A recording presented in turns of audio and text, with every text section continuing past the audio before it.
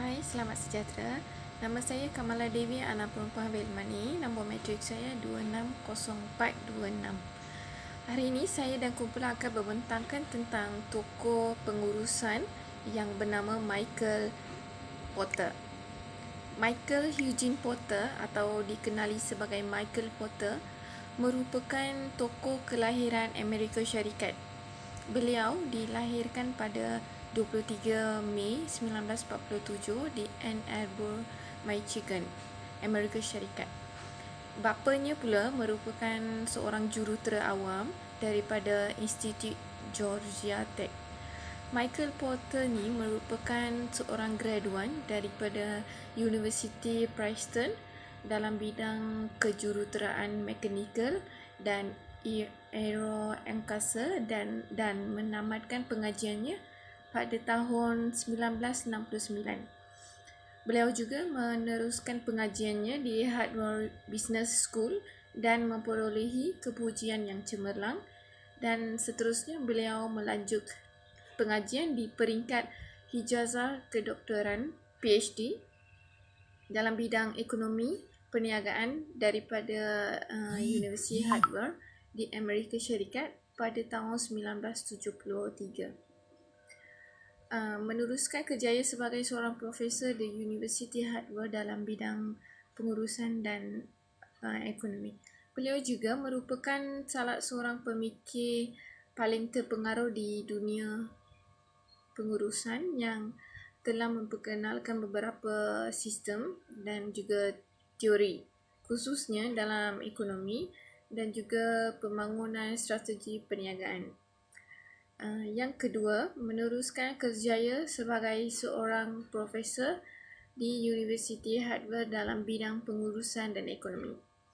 Beliau juga merupakan salah seorang pemikir yang paling berpengaruh di dunia pengurusan yang telah memperkenalkan beberapa sistem dan juga teori, khususnya dalam bidang ekonomi dan juga pembangunan strategi perniagaan.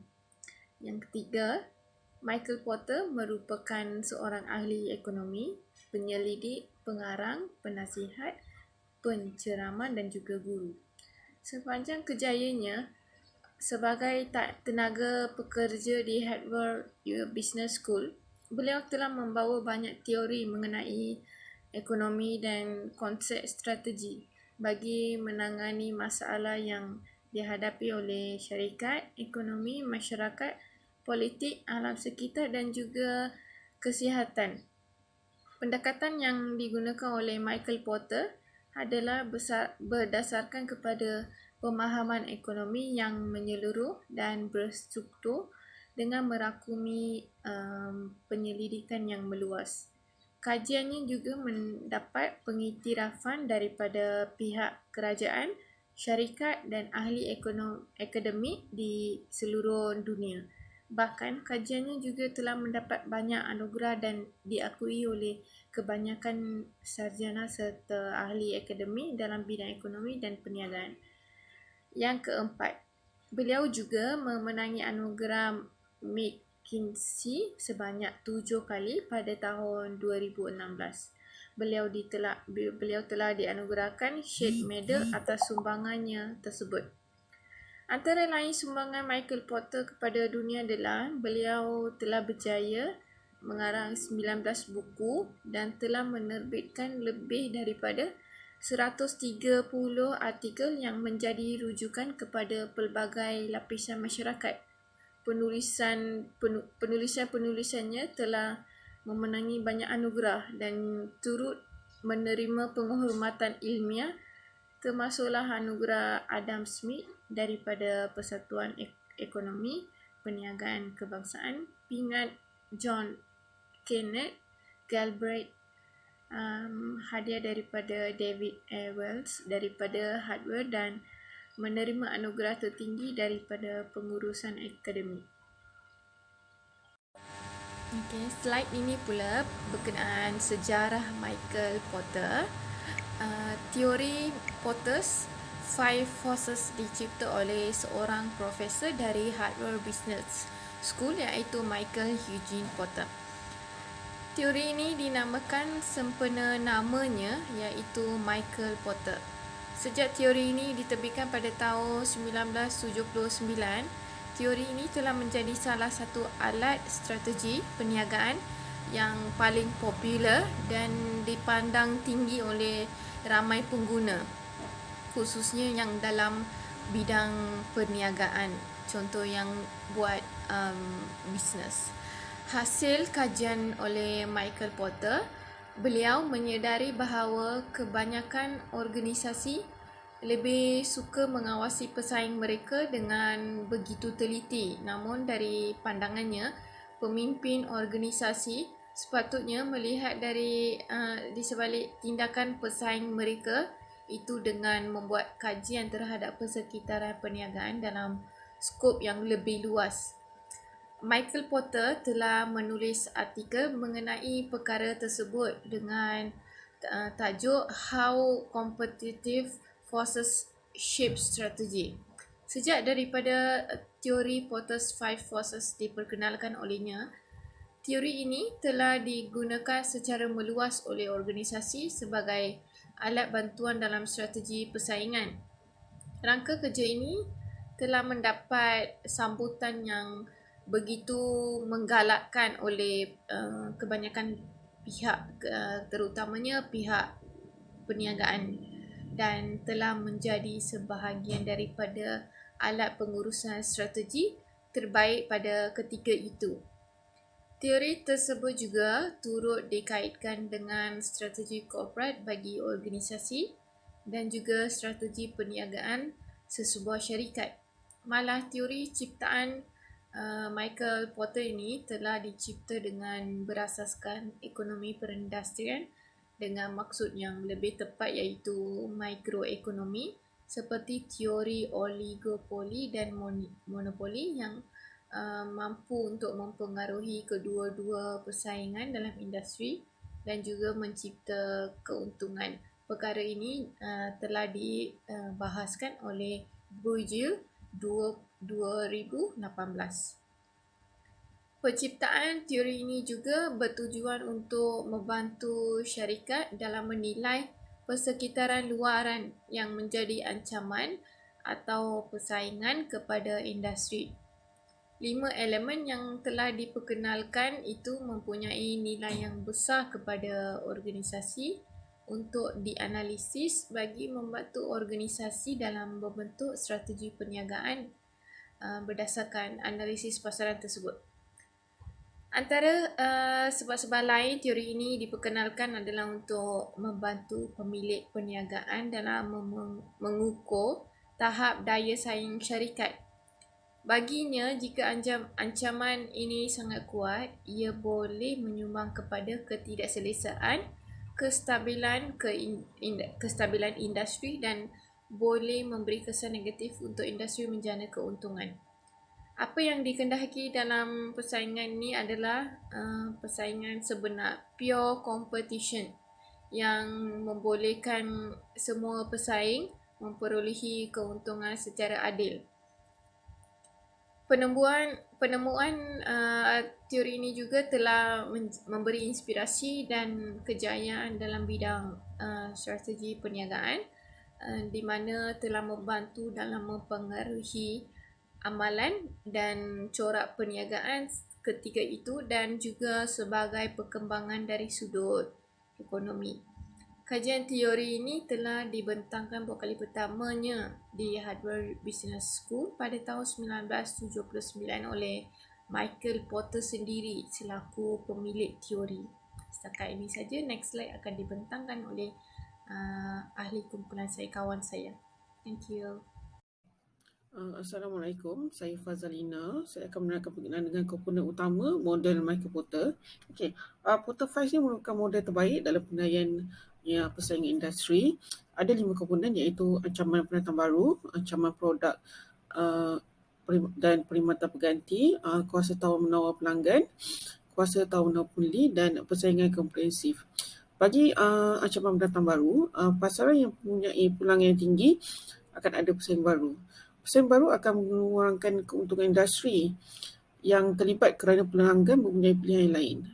pasaran sedia ada tak boleh pandang rendah kepada pendatang baru ni, kerana mereka mungkin mempunyai kelebihan dari segi kualiti produk, harga yang lebih rendah, strategi pemasaran yang lebih baik, dan perkhidmatan yang ditawarkan tu lebih efisien.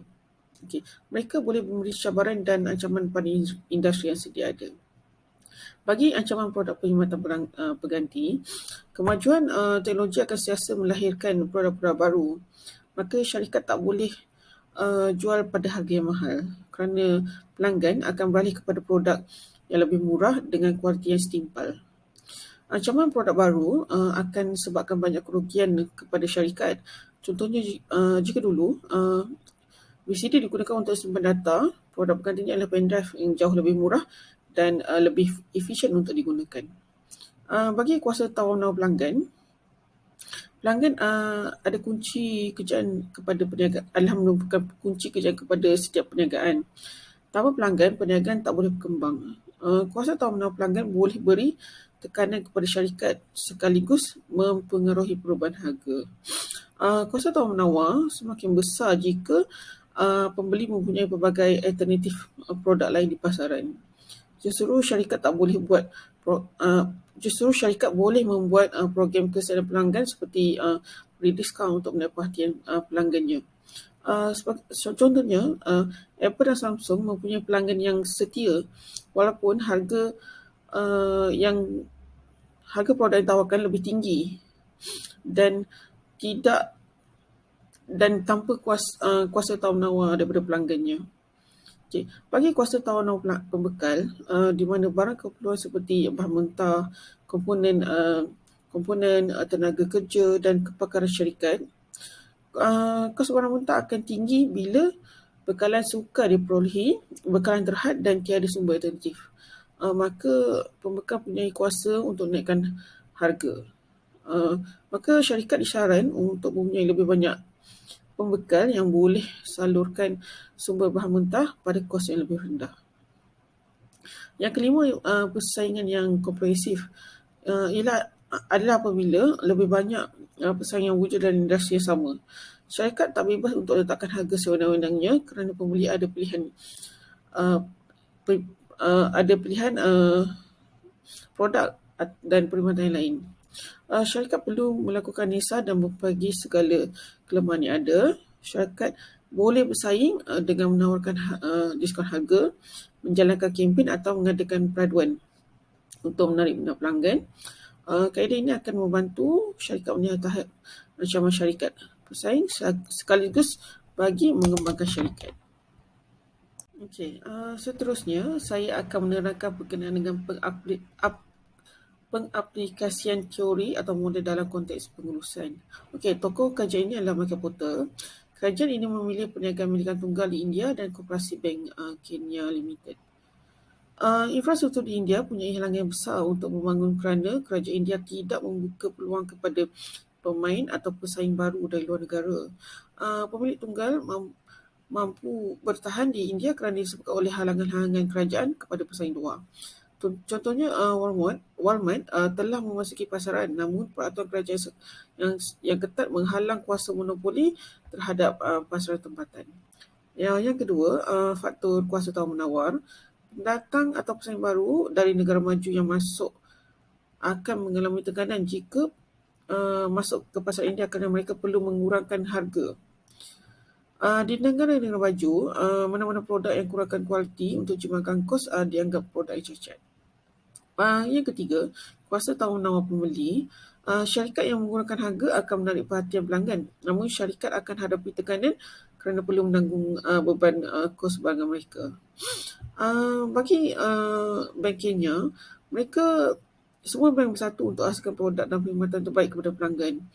Oleh itu, bank-bank cari produk pengganti untuk tingkatkan kualiti dan kesesuaian teknologi untuk melaksanakan fungsi yang sama dalam produk yang sedia ada.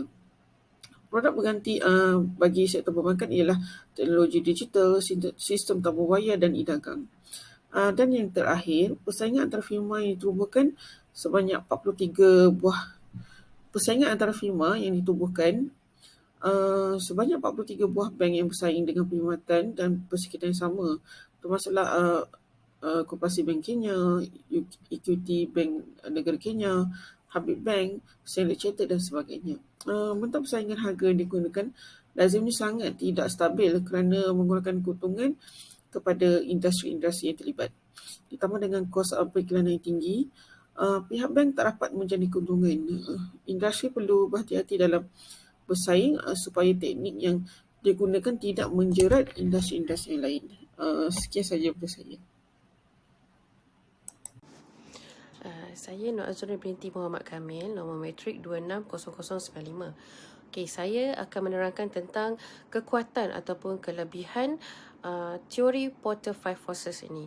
Okey, kelebihan penggunaan teori ini adalah di mana teori ini dia lebih menumpukan kepada analisis luaran seperti pembekal, siapa pembeli dia dan berapa banyak ataupun kategori-kategori pendatang baru dalam persaingan syarikat dan sebagainya.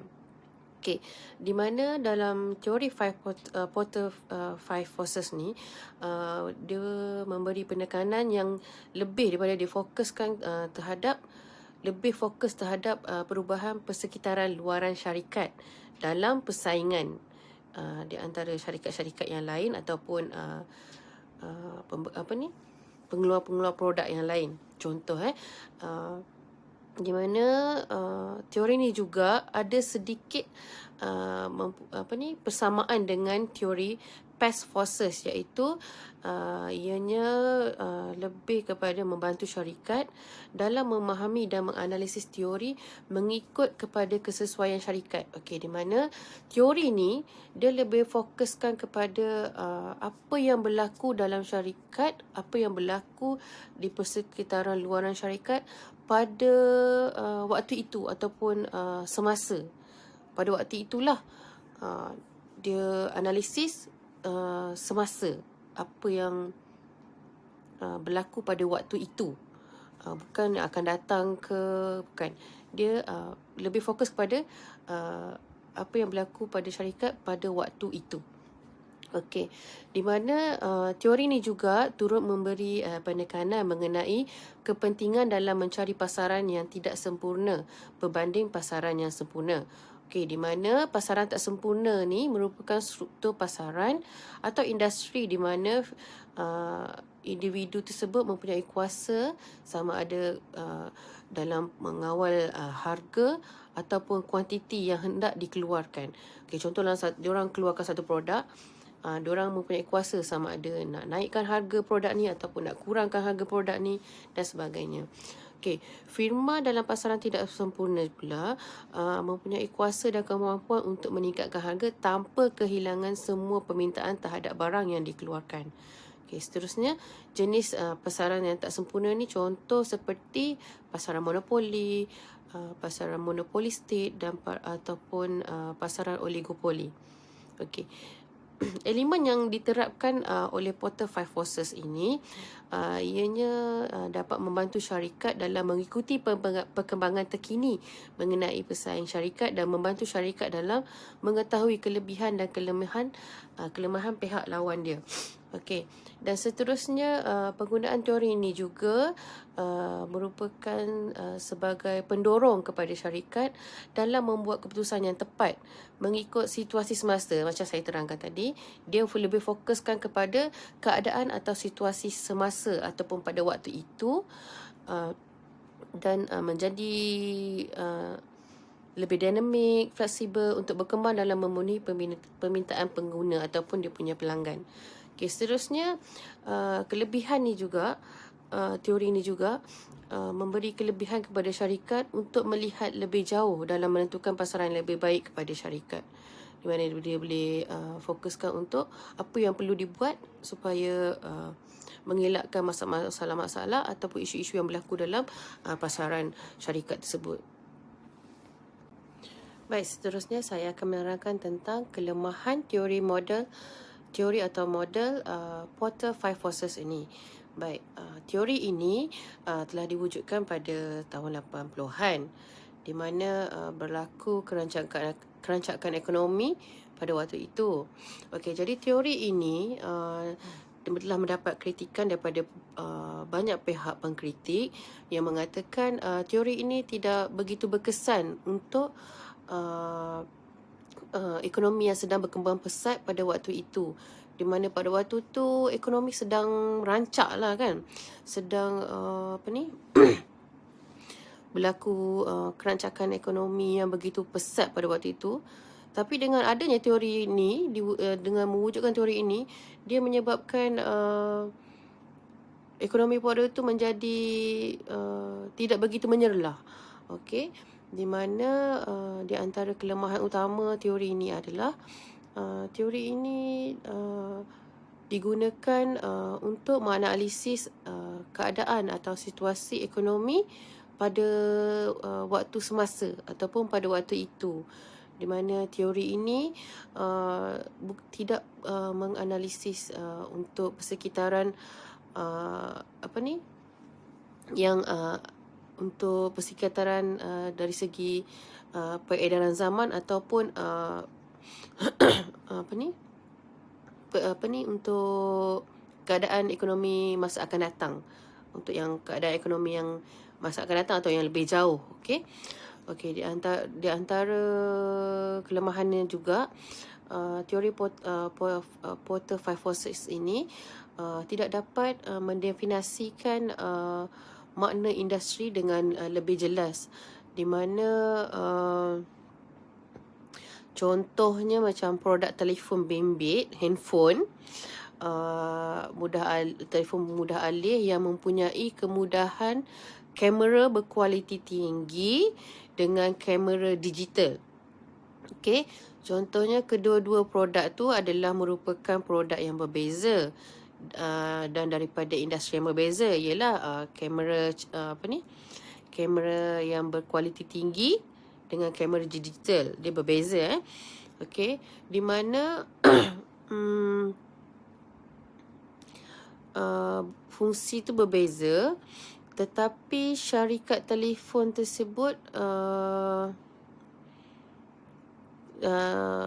teori ini tidak dapat menjelaskan dengan lebih terperinci, dengan lebih detail mengenai batas-batas yang boleh dinilai dalam industri. Contohnya fungsi telefon bimbit mempunyai contoh telefon kamera digital dan kualiti tinggi itu mempunyai pelbagai fungsi dan kelebihan.